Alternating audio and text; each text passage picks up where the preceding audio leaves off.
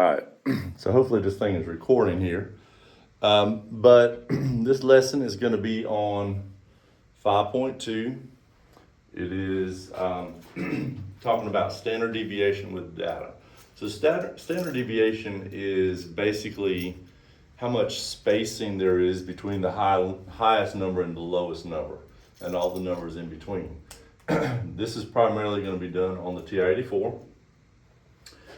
Excuse me, and what I want to do is just kind of show you the keystrokes on how to go about calculating the standard deviation and how to apply it with what we call a normal bell curve, all right? And we're going to be comparing data sets to see which ones have the greater standard deviation.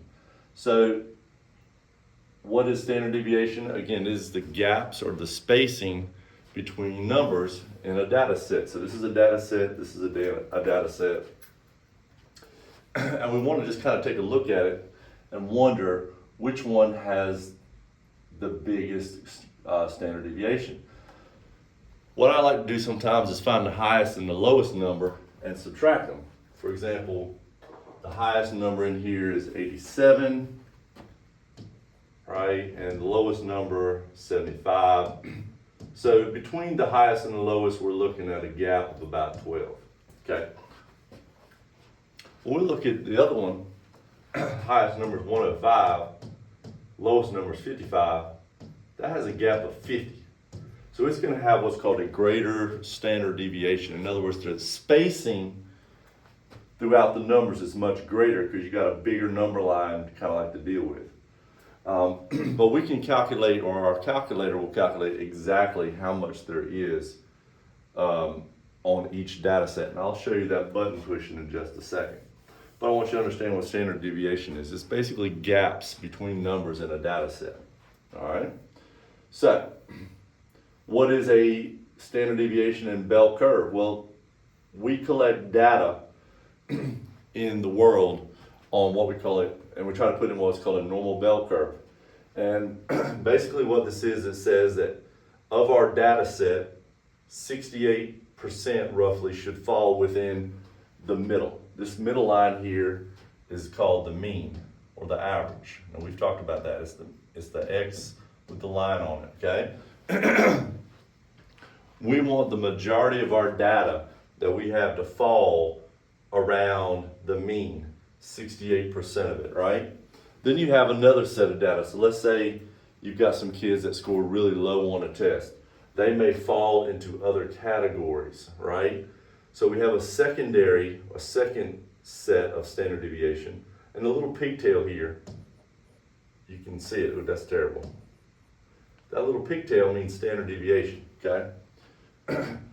When we get outside, we get numbers that are really kind of off the beaten trail. They start falling into these yellow and red categories. Red is bad. Red is definitely a residual or an outlier, and it is numbers that we need to recognize. We also like to recognize the numbers that are close to the mean. Again, I'll show you how to build all these with the TI-84, but the TI-84 is going to put all this together for us in just a second. It's pretty cool the way it works. But today's lesson is about building a bell curve with a mean and, again, a standard deviation. So kind of keep this template in mind as we go through the lesson, and you'll see kind of how it all unfolds, all right? So I know it's kind of foreign to you, but just kind of keep up. So here I have 3 data sets, and it says calculate the mean and standard deviation of each. So what I'm going to do is get out my TI-84, and I'm going to show you how to put this stuff in. Now, I've taught you how to put a data set in already using the TI-84. So here's my TI-84, and I'm going to go to my stat and edit, and I'm going to put this first set of numbers in. I got -10, 0, 10, 20, and 30. All right, and when I put that in, I can go into a stat, calculate, choose the number 1 option, get through all this business, and I can pull up 2 vital pieces of information here. My average and my mean, So the average of that data set is 10, but there's that little pigtail I was telling you about. And it has a number, we're going to round to the nearest tenth, but we're going to say the pigtail is 14.1. So those are fairly significant size gaps in the numbers. So I'm just going to record that information now. That's really the only two pieces of information I need. Now watch how this unfolds. I'm going to go back to my stat. I'm going to put my second set in. I'm just going to type over these 8, 9, 10, 11, and 12. Okay? And I'm going to perform the same operation with my new set. I don't work with these L2s and L3s. Keep everything in your L1s. Stat, calculate, 1. Just go through until you get to the stats. Notice that this data set also has an average of 10. But if you look at the numbers, look how tight it is between 12 and 8. That's only a span of 4. So our standard deviation number got smaller, much smaller. It's down to 1.4. Which means we have a really good set of data. There's not a lot of variance in between the highest and the lowest. Whereas here there was a variance of 40. This has a variance of only 4. Interesting. I'm going to put the last data set in, choice C. So I'm going to go to stat, edit, and I'm going to type over those numbers, 1, 3, 12, 15, and 19. Yes, it works a lot quicker with a keyboard with a number pad. I got it. Watch this. Stat, calc, and look at that. So this is a third data set. They all have the same average of 10. However, my pigtail here is 6.9, which means there's a little bit more gap, right? If you measure from 1 to 19, that gap's like 18. That gap was 4, this gap was 40, and you can see how the standard deviation numbers reflect the gaps in those numbers, okay?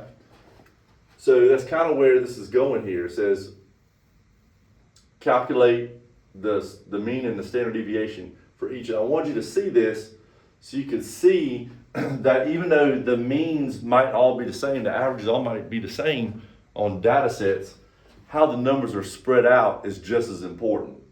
And what we're going to do is we're going to learn to build a bell curve, that curve you saw, with our data and with our standard deviation. And it's kind of simple, but you just kind of have to watch it and see how it all unfolds, okay? So we've got our data here. Hopefully I won't need that data.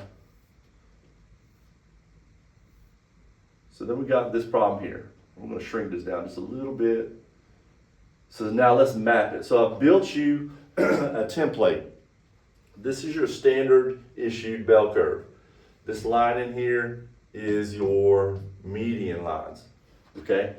Now watch what happens. I'm going to go and I'm going to do my normal routine. I'm going to get my calculator and I'm going to go to my list. I'm going to clear out my old list. So remember, we do second plus 4, enter, and it clears out my list. Okay, so to input data, stat, edit.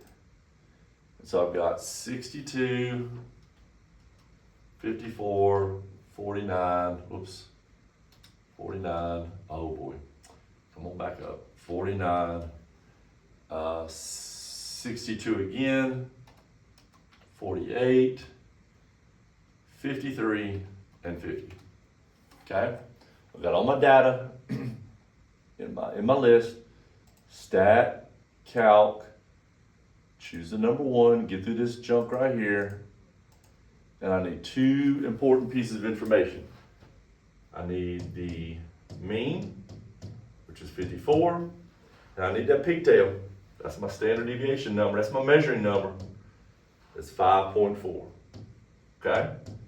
So, how this works, this is where you got to pay attention. We're going to build, let's minimize. We're going to build our bell curve. Your mean number goes at the top. Okay? Now there are numbers that are going to sit on these dotted lines, and the way we calculate it, anything to the right of 54, we're going to add 5.4 to the pre-existing number. In other words, I am going to add 5.4 to 54, and that gives me 59.4. Okay? I'm going to add another 5.4 to that number, and that gives me 64.8. So I'm building markers, I'm building placeholders. On this side, I do just the opposite. I do subtraction. So I'm going to subtract 5.4 from 54. All right, so let me get out my TI-84 here. 54 minus 5.4. I got 48.6 sitting right here. Okay? Again, I need another one I got to fill in, so I'm going to do a minus 5.4 on it. And that gives me 43.2. If I needed to go one more, I could. I don't know that I'm going to need to. Here's where the magic starts, okay? You can now place your numbers in certain locations. In other words, 62. Where does the 62 fall? Well, the 62 falls between 59.4 and 64.8. So I'm going to drop the 62 here and then scratch it off my list. Okay? 54 is right on the dot. It doesn't have a home except on that line, which is okay. 49 will fall in this category. We have another 62. So I'm just going through one at a time, placing numbers where they belong. And that 48 falls into this category. Okay.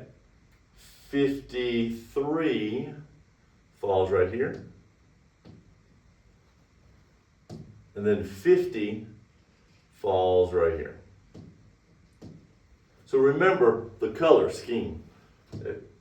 We said that one standard deviation is all in this area right here. Right? All these numbers are within what we call one standard deviation. One to the left, one to the right. Numbers that are what we call within two standard deviations include the green plus any yellow. So those are the questions that I'll be asking. Which numbers fall within one standard deviation? Well, you would tell me the numbers that are in green. If I said which numbers fall within two standard deviations, that's from here to there. It's all those numbers. So all those numbers are pretty good. We didn't really have any outliers, so to speak. But that's going to be our trick, is to roll the numbers into our calculator, get those two magical numbers, your mean and your standard deviation, and build your bell curve, and then place the numbers in there. All right? So let's practice again. Now that you kind of got a little bit of an idea of how this works, let's roll up, and I'll do a couple of these. I'll do B and C, and then you guys can practice D if you want, okay? So again, I need to grab my calculator. Good old TI-84. I'm gonna clear out my list, so second plus 4, enter. Then I'm gonna put that data into my calculator. So I'm gonna do it with edit. So I've got 9, 13, 8, 10, 11, 9, 12, 16, 10, and 9. Okay? So all that data is going to put here in this first list. Stat, calculate, choose the one option.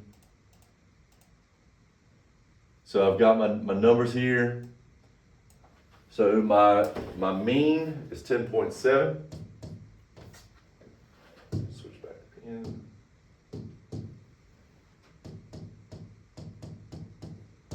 And my pigtail, my standard deviation number is we'll call it 2.3. Okay, so this guy is done for now. We'll just kind of exit him out. And it's time to build our bell curve here. All right, let me expand in this so you can kind of see what's going on. So, 10.7, right at the very top. Now, for each line on the right, I'm going to add 2.3. And 2.3 added to that is going to make 13. Then I'm going to add 2.3 to that. That's going to make 15.3. Excuse me. On the back side, I'm going to do a subtraction. Oops. So if I subtract 2.3 from 10.7, we're looking at 8.4. And then I'm going to do it again. And that's going to give me 6.1. Okay? So now I get to start putting numbers into categories, and I'll use blue. So the 9 falls between 8.4 and 10.7. So as a matter of fact, I'm going to go ahead and get rid of all my 9s. I'm going to do all my 9s at one time. There, I scratched them all out. Okay? 13 falls right on the line here. 12, I'm just randomly picking numbers. 12 falls here. 8 sits over here. 10 falls in this category. And I've got two 10s, so I'm gonna mark them both out. 11 sits here. Got my right hand, cool. And then we got 16. 16 sits way out here. It is an outlier. It is a residual. It is not in with that other cluster. Okay?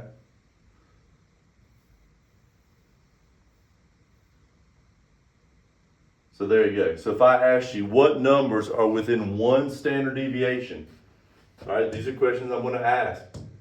You want to focus on these numbers closest in here. Remember, this is all one standard deviation. And the 13 counts. He's on the line, he counts. Okay? If I asked you for two standard deviations, spaces, it would be the green plus any yellow. So that would then throw the 8 in there. 8 is now considered under the 2 standard deviation. So if I said what number is not within 2 standard deviations, is this poor guy over here in the red. Red's bad. Right? Let's turn him red. He's bad. He's third deviation. We don't like those. But yeah, so that's what we're looking at here. And the routine doesn't change. Again, we got to go to that calculator first. And we've got to come up with our data. So I'll do C for you. And then you can practice on your D and compare your answers with your classmates. So again, second plus 4, enter. All right. And I'm going to put in my data. So I'm going to go stat, edit. I got 68, 54, 73, 58, 63, 72, 63, 70, 61. Okay? That's all my data. Stat, calc, choose the one option. So my data is 64.7, and my standard deviation 6.1, which is fairly significant. It's fine, it's all good. So now comes time, we're gonna build this thing up, okay? Let's see if I can expand it a little bit for you. All right, here we go. Hopefully you can see that on the screen. So we got 64.7, and I want to add 6.1 on my left. And that looks like it's going to make 70.8. I'm going to add 6.1 one more time. And I add that's going to make 76.9. I'm going to subtract on this end.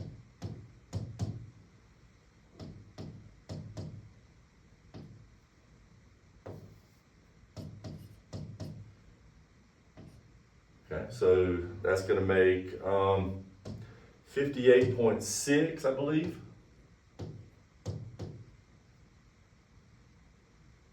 I think so, yeah. Then that's going to be 52.5. Hopefully my numbers are correct.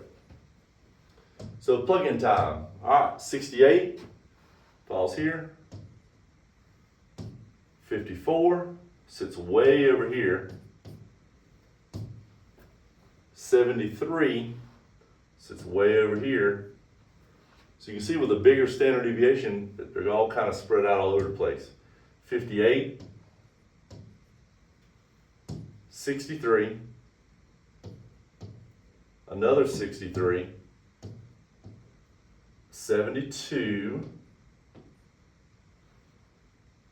70, and then a 61. So there's fairly wide gaps throughout here because we had numbers all over the place.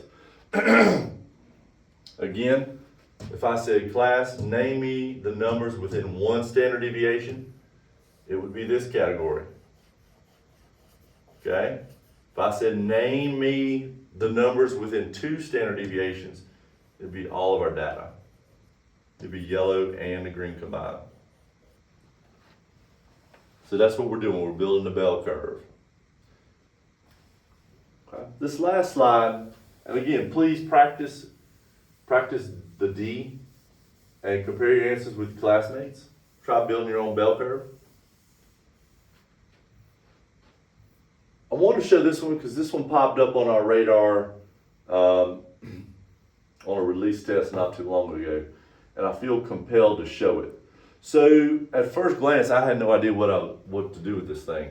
But then I realized they want us to choose our own value for X. So it doesn't matter what you choose. I would choose something like 5, 6, 7, 8. I'm gonna choose 5. And what they want you to do is basically put 5 in and come up with your own values, okay? So basically, A is not all that X stuff, but it's really 4, 5, 5, 5, and 6 at the end of the day, once you plug 5 in. And it does the same thing with all these, 5, 5, 5, 5, 5. So you're really working with 3, 4, 5, 6, and 7. If I plug my 5s in here, okay, now we're working with 2, 4, 5, 6, and 8. And 5's in the place of these X's. 2, 3, 5, 7, and 8. And at the end of the day, what they want you to do is measure the standard deviation on each one. And I'm not going to sit here and bore you by plugging in 4 different data sets and doing the calculations. I mean, I can if you want me to. I'll just show you again, just to reiterate what is to be done. I'm pretty sure it won't be A. But so second plus 4. So again, stat, edit. I'll put in 4, so we got 4, 5, 5, 5, and 6. Go to stat calc. And they want just the standard deviation number. So that's not right. Hold on, let me check my numbers here. Yep, I thought something was wrong. So that data point is wrong there. So see, I made a mistake and threw me off. So 5 enter 5 enter, 6 enter, stat, calc, 1. So my standard deviation is crazy low, 0.6. Okay, so just for kicks, I'm gonna go back into stat edit and type over, and I'm just gonna do 3, 4, 5, 6, 7.